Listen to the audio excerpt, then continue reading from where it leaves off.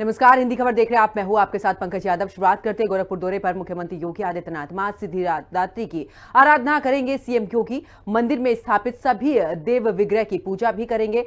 कन्याओं के पांव पखार रहे हैं इस समय पर मुख्यमंत्री, यानी कि कन्या पूजन करते हुए विजयदशमी शोभा यात्रा में भी शामिल होंगे। समापन मानसरोवर रामलीला मैदान में होगा। तो लेकिन उससे पहले देखिए, जैसे कि हर साल देखा जाता है, हर नवरात्रि में देखा जाता है कि मुख्यमंत्री यहां पर कन्या पूजन करते हैं। और आज एक बार फिर से वही तस्वीर, जब कन्या पूजन करते हुए, कन्याओं के पांव पखारते हुए यहां पर मुख्यमंत्री योगी आदित्यनाथ नजर आ रहे हैं। तो देखिए, मुख्यमंत्री योगी आदित्यनाथ यहां पर कन्या पूजन करते हुए, इससे पहले उन्होंने पूजा अर्चना की है माता की, और उसके बाद देखिए अब कन्या पूजन करते हुए। हर साल कुछ ऐसी ही तस्वीर हम देखते हैं जब नवरात्रि होते हैं और मुख्यमंत्री योगी आदित्यनाथ कन्या पूजन करते हैं। ये अब से नहीं, जब से वो इस मठ में पहुंचे हैं तब से ही वो कन्या पूजन करते हैं। छोटी छोटी कन्याओं को भोग लगाते हैं, तब जाकर पूरे नवरात्रि के व्रत उनके पूरे होते हैं। और देखिए कितनी छोटी कन्या यहाँ पर आई है, और मुख्यमंत्री योगी आदित्यनाथ पहले पांव पखारते हुए, फिर उसके बाद तिलक और चुन्नी उड़ाते हुए यहाँ पर कन्या, यानी कि कन्या पूजन मुख्यमंत्री योगी आदित्यनाथ करते हुए। और हर आयु की कन्या यहाँ पर पहुंची हैं। और देखिए आज क्योंकि नवमी है और नवमी पर माँ दुर्गा के जो व्रत होते हैं उनका समापन होता है, लेकिन उससे पहले कन्या पूजन किया जाता है। और गोरखपुर से ये सीधी तस्वीरें हिंदी खबर आपको दिखा रहा है, जहां पर आप देख सकते हैं कि यहाँ पर कन्या पूजन करते हुए मुख्यमंत्री योगी आदित्यनाथ। और कितनी छोटी कन्या यहाँ पर आई है मुख्यमंत्री को आशीर्वाद देने के लिए। और देखिए यहाँ पर चुन्नी उड़ाते हुए एक छोटी सी कन्या को मुख्यमंत्री, बेहद ही अद्भुत ये तस्वीर अपने आप में। और कहते हैं कि छोटी कन्याओं में माँ दुर्गा का वास होता है, वो सभी देवियां इनमें वास करती हैं। और देखिए आज यहाँ पर मुख्यमंत्री ने कन्या पूजन किया और कन्याओं को अब भोग भी लगाएंगे। तो कन्याओं के पांव पखारते हुए मुख्यमंत्री योगी आदित्यनाथ यहाँ पर नजर आ रहे हैं।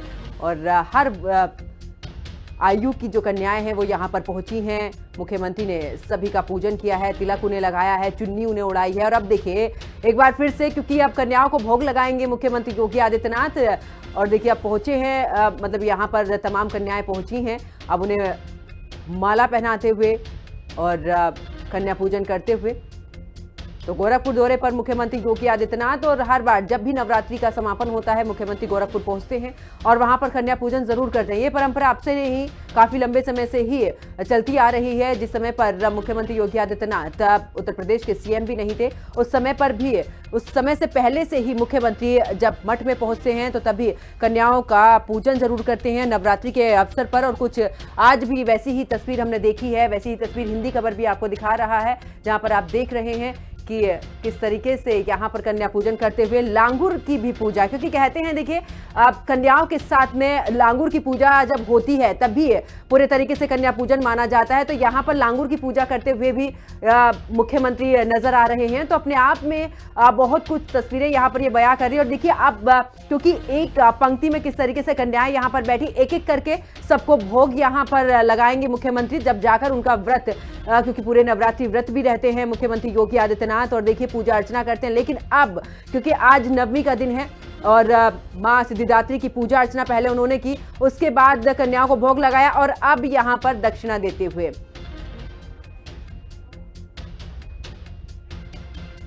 और ज्यादा जानकारी के लिए हमारे सहयोगी रामशंकर यादव हमारे साथ में जुड़ चुके हैं। रामशंकर, अगर बात करें तो देखिए हर साल हम ये तस्वीर देखते हैं इस तरीके की, जब मुख्यमंत्री गोरखपुर में मौजूद रहते हैं और कन्या पूजन करते हैं। और आज तो देखिए सबसे छोटी कन्या वहां पर पहुंची है और बड़े ही मुस्कुराते हुए पूजन करते हुए नजर आए हैं मुख्यमंत्री। जी बिल्कुल, देखिए आपको बता दें कि मुख्यमंत्री जो है आज कन्या पूजन किए हैं और कन्याओं का जो है भोज कराए हैं, साथ ही उनको दक्षिणा भी देते हैं। और ये देखिए ये परंपरागत रही है, ये आज से नहीं, ये पिछले कई वर्षों से जो है महाराज जी आज पीठाधीश्वर के रूप में नजर आते हैं और बड़े विधि विधान से पूजा पाठ करने के बाद जो है हवन पूजन करने के बाद कन्या पूजन करते हैं और निश्चित तौर से कन्याओं को भोज कराते हैं, अपने हाथों से जो है कन्याओं को दक्षिणा देते हैं और कन्याओं को गोद में भी लेते हैं, उन्हें चुनरी उड़ाते हैं। मतलब कहा जाए तो आज के दिन जो मुख्यमंत्री होते हैं वो मुख्यमंत्री अपने जो है पीठाधीश्वर के असली रूप में आते हैं और कन्या पूजन करते हैं। साथ ही आपको बता दें कि मुख्यमंत्री जो है दशहरे के दिन शोभा यात्रा भी निकालेंगे, जिसका नेतृत्व खुद मुख्यमंत्री करते हैं और वो शोभा यात्रा जो है रामलला के दर्शन के बाद जो है उसको खत्म करती है। राम सरोवर मंदिर तक गोरखनाथ मंदिर से निकल के जाती है। बड़ा ही भव्य होता है और ये हर साल होता है। जब भी मुख्यमंत्री जब ये नवमी का पर्व आता है तो जब वो महापीठेश्वर के रूप में वो नजर आते हैं और निश्चित तौर से जिस विधि विधान से वो पूजा पाठ करते हैं, जिस विधि विधान से वो कन्या पूजा करते हैं, वो बड़ा ही अनमोल दृश्य होता है। जी बिल्कुल। और रामशंकर देखिए, मुख्यमंत्री फलाहार व्रत भी रखते हैं, ऐसा भी सुना है। और यहाँ पर देखा है कि ये भी कहा जाता है कि माँ का व्रत तभी पूरा होता है जब आप कन्याओं के साथ में लांगुर की पूजा करते हैं। और देखिए आज भी वो तस्वीर हमने यहाँ पर देखी और अब कन्याओं को भोग लगाते हुए मुख्यमंत्री। जी बिल्कुल, निश्चित तौर से मुख्यमंत्री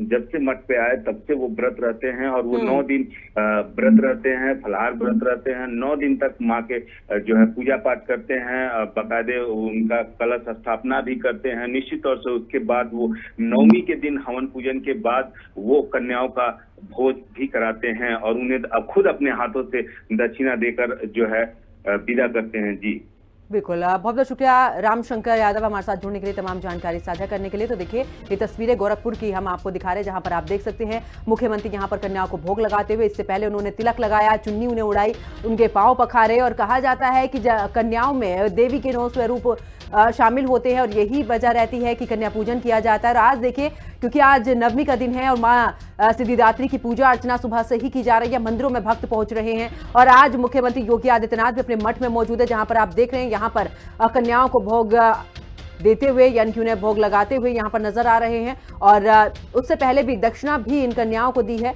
और देखिए 9 दिन के पूरे व्रत भी रहते हैं मुख्यमंत्री, फलाहार पर व्रत रहते हैं, लेकिन जैसे ही सिद्धिदात्री की पूजा के बाद में ये पूजा पूरे तरीके से संपन्न होती है, उसके बाद कन्या पूजन करने के बाद ही मुख्यमंत्री अपना व्रत खोलते हैं। और अब देखना होगा कि देखिए, क्योंकि दशहरे का भी पर्व है कल और ऐसे में पहुंचेंगे मुख्यमंत्री, वहां पर भी उनका कार्यक्रम है और उसके बाद आपको बता दें कि ये पूरे तरीके से इस पर्व का समापन होगा।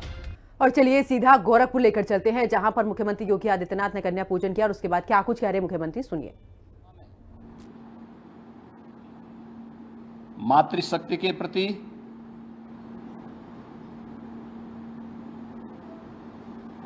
नारी शक्ति के प्रति सनातन आस्था का यह पर्व एक नई प्रेरणा प्रदान कर रहा है। मैं इस अवसर पर पूरे प्रदेशवासियों को शारदीय नवरात्रि के 9वीं तिथि की बधाई देता हूं। जगत जननी मां भगवती उनके जीवन में शक्ति का संचार करे, उन्हें हर प्रकार से धन धान्य से परिपूर्ण करें, सुरक्षा और समृद्धि का नया आयाम प्रदान करें। ये मैं प्रदेशवासियों के लिए प्रार्थना करता हूं।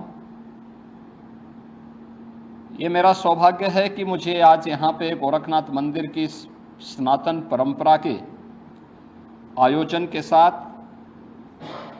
कुंवारी कन्याओं के पूजन कार्यक्रम के साथ जुड़ने का सौभाग्य प्राप्त हुआ है। यहाँ पर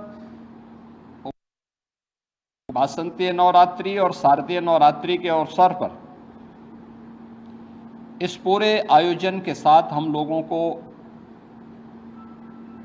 जुड़ने और सभी प्रकार के कार्यक्रमों को यहाँ पर पूरी भव्यता के साथ आयोजित करने का अवसर प्राप्त होता है। वास्तव में नारी शक्ति के वंदन का और नारी शक्ति के प्रति वर्तमान पीढ़ी को जागरूक करने का भी यह एक बहुत महत्वपूर्ण आयोजन होता है। ये पर्व हम सबको इस बारे में भी अवगत कराता है कि इस चराचर जगत की जो शक्ति है वो आदिशक्ति नारी शक्ति का ही एक रूप है। हम जिस जगत जननी मां भगवती की पूजा करते हैं वह नारी शक्ति के प्रति, मातृशक्ति के प्रति हमारे मन में आदर और श्रद्धा का भाव उस शक्ति के जागरण के साथ साथ उस शक्ति के प्रति हम सभी को आग्रही भी बनाता है। जिस परंपरा में इतना पवित्र भाव मातृशक्ति और नारी शक्ति के प्रति रहा हो, स्वाभाविक रूप से ये श्रद्धा और सम्मान का भाव ऐसे ही नहीं रहा होगा। यह उन सभी बातों को लेकर के रहा होगा, क्योंकि जीवन के किसी भी पक्ष को लेकर के अगर हम देखेंगे तो नारी शक्ति के बगैर जन जागरण के प्रति, उसके बगैर इस सृष्टि की कल्पना भी नहीं की जा सकती है। और इसीलिए भारत की सनातन परंपरा ने हर पवित्र कार्य को, हर पवित्र वस्तु को नारी शक्ति के किसी न किसी रूप में रख करके वर्तमान और भावी पीढ़ी के लिए एक नई प्रेरणा प्रदान की है। वर्ष में 2 बार वासंतीय चैत्र मास के वासंतीय नवरात्रि के अवसर पर और शारदीय नवरात्रि के अवसर पर हमें इस अनुष्ठान के साथ, इसी भाव के साथ जुड़ने का अवसर प्राप्त होता है। और ये हमारा सौभाग्य है कि मातृशक्ति के इस भाव को पहचानते हुए आज पूरे देश के अंदर बेटी बचाओ बेटी पढ़ाओ का कार्यक्रम हो, मातृवंदना का कार्यक्रम हो, या फिर नारी शक्ति बंधन अधिनियम के माध्यम से देश के सर्वोच्च पंचायतों में भी नारी शक्ति का उचित प्रतिनिधित्व हो, इसके लिए प्रधानमंत्री मोदी जी के नेतृत्व में पारित हुए अधिनियम इस बात की गवाही है। भारत ने हमेशा से नारी शक्ति के प्रति श्रद्धा और सम्मान का भाव रखा है। हर एक क्षेत्र में, हर कालखंड में भारत की परंपरा ने नारी शक्ति को सम्मान दिया है, उनके प्रति श्रद्धा का भाव रखा है। और आज भी जीवन के प्रत्येक क्षेत्र में नारी शक्ति ने जहां भी उन्हें लीडरशिप मिली है, अपनी ताकत का एहसास, अपनी सामर्थ्य और शक्ति का एहसास पुरजोर तरीके से करके दुनिया को अचंभित किया है। इस अवसर पर शारदीय नवरात्रि के अवसर पर हम लोगों ने प्रदेश के अंदर भी मातृशक्ति की सुरक्षा, उनके सम्मान और स्वावलंबन से जुड़े हुए मिशन शक्ति के 5वें चरण के कार्यक्रम का शुभारंभ किया था। और मुझे प्रसन्नता है कि प्रत्येक जनपद में जो इनिशिएटिव लिए गए इससे संबंधित, वह अत्यंत सराहनीय रहे हैं। समाज में अगर बेटी सुरक्षित है, नारी शक्ति अपने आप को सुरक्षित और सम्मानित स्थिति में पाती है, तो ये मान के चलिए कि समाज की सुरक्षा की व्यवस्था पुख्ता है और समाज अपने आप को सम्मानित महसूस करता है।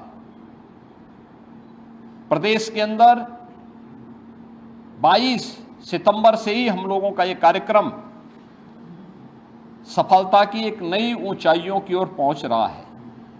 जहां एक और जन जागरण के व्यापक कार्यक्रम चले हैं, वहीं पर उन उच्छृंखल तत्वों से निपटने के लिए भी एंटी रोमियो स्क्वाड के साथ साथ हम लोगों ने अलग अलग स्तर पर इन कार्यक्रमों के प्रति न केवल आम नागरिकों को बल्कि बेटियों को भी सुरक्षित और जागरूक रखने के लिए अनेक कार्यक्रम कराए हैं। इसमें फुट पेट्रोलिंग पुलिस कार्मिकों के द्वारा, महिला बीट पुलिस अधिकारियों के माध्यम से 44,000 महिला पुलिस कार्मिक पंचायत स्तर पर जाकर के जन जागरण के इस विशेष कार्यक्रम के साथ जुड़ रहे हैं, सुरक्षा के प्रति लोगों को जागरूक कर रहे हैं। तो साथ ही साथ उनके द्वारा विभिन्न प्रकार की वे अभियान जो नारी शक्ति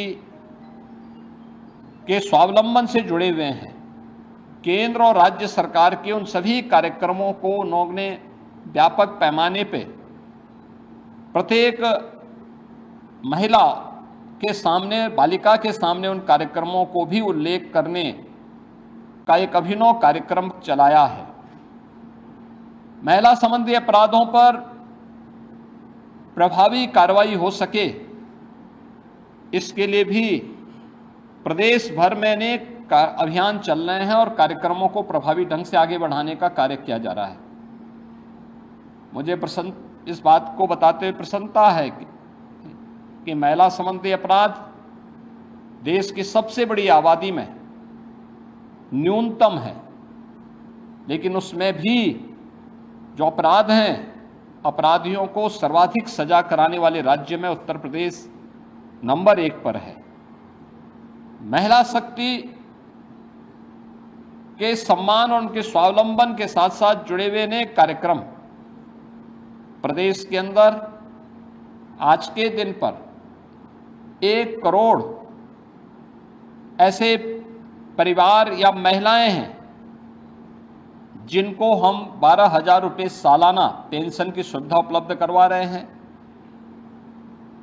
26 लाख से अधिक ऐसी बेटियां हैं जिन्हें मुख्यमंत्री कन्या सुमंगला योजना के माध्यम से जन्म से लेकर के स्नातक तक 25,000 रुपये के पैकेज के साथ सरकार ने उनके प्रति सरकार और समाज की जिम्मेदारी को समझते हुए इस कार्यक्रम को आगे बढ़ाया है। प्रदेश में हम लोगों ने मुख्यमंत्री सामूहिक विवाह योजना के माध्यम से अब बेटी के जन्म लेने से लेकर के उसके विवाह तक की सारी जिम्मेदारी सरकार लेगी। इस कार्यक्रम को मुख्यमंत्री सामूहिक विवाह योजना के माध्यम के साथ भी जोड़ा है और मुझे प्रसन्नता है कि बड़े पैमाने पर मुख्यमंत्री सामूहिक विवाह योजना की राशि को बढ़ा करके अब हमने प्रति जोड़ा 1 लाख रुपए की राशि इसके लिए घोषित किया है और मुझे प्रसन्नता है कि बड़े पैमाने पर इस सुविधा का लाभ वे परिवार जो गरीब हैं, वंचित हैं, बेटी की शादी के लिए चिंतित रहते थे, धनराशि के अभाव में नहीं कर पाते थे, अब सरकार और स्थानीय प्रशासन इस जिम्मेदारी का निर्वहन कर रहा है। ये नारी शक्ति के प्रति, भारत की सनातन आस्था के प्रति हमारी नैतिक जिम्मेदारी है और उस नैतिक जिम्मेदारी का निर्वहन करने के लिए न केवल हम लोग पर्व और त्योहारों के माध्यम से बल्कि इन सभी कार्यक्रमों के माध्यम से भी पढ़ाई हो या फिर उनके नौकरी का मामला हो, स्वावलंबन का मामला हो, ये सभी कार्यक्रमों को प्रभावी ढंग से आगे बढ़ाया जा रहा है। शारदीय नवरात्रि का आयोजन जगत जननी माँ भगवती के प्रति हमारी सनातन आस्था को व्यक्त करने का एक प्रभावी माध्यम है। मैं इस अवसर पर एक बार फिर से पूरे प्रदेश वासियों के प्रति शारदीय नवरात्रि की आज सिद्धि प्रदान करने वाली 9वीं तिथि के अवसर पर हृदय से बधाई देता हूं अपनी शुभकामनाएं देता हूं। कल विजयादशमी का पर्व है। विजयादशमी भारत की सनातन विजय का प्रतीक, अन्याय, अधर्म और अत्याचार पर मर्यादा पुरुषोत्तम भगवान श्री राम की विजय का महापर्व देश के अंदर हर ओर बुराई, अधर्म और अत्याचार के प्रतीक रावण के पुतले जलाए जाएंगे। धर्म, सत्य और न्याय के प्रतीक, राम राज्य के प्रतीक भगवान श्री राम का राजतिलक का कार्यक्रम हर ओर सकुशल संपन्न होंगे। मैं इस अवसर पर पूरे प्रदेशवासियों को विजयादशमी की बधाई देता हूं, अपनी शुभकामनाएं देता हूं कि मां जगत जननी भगवती के अनुष्ठान के साथ ही प्रभु श्री राम का आदर्श हम सबको सदैव अपने राष्ट्र धर्म के प्रति जागरूक करने का कार्य करेगा और हम सब अपने नागरिक कर्तव्यों का पालन कर सकेंगे। इस विश्वास के साथ मैं शारदीय नवरात्रि और विजयादशमी की हृदय से बधाई और शुभकामनाएं पूरे प्रदेशवासियों के प्रति देता हूं। धन्यवाद।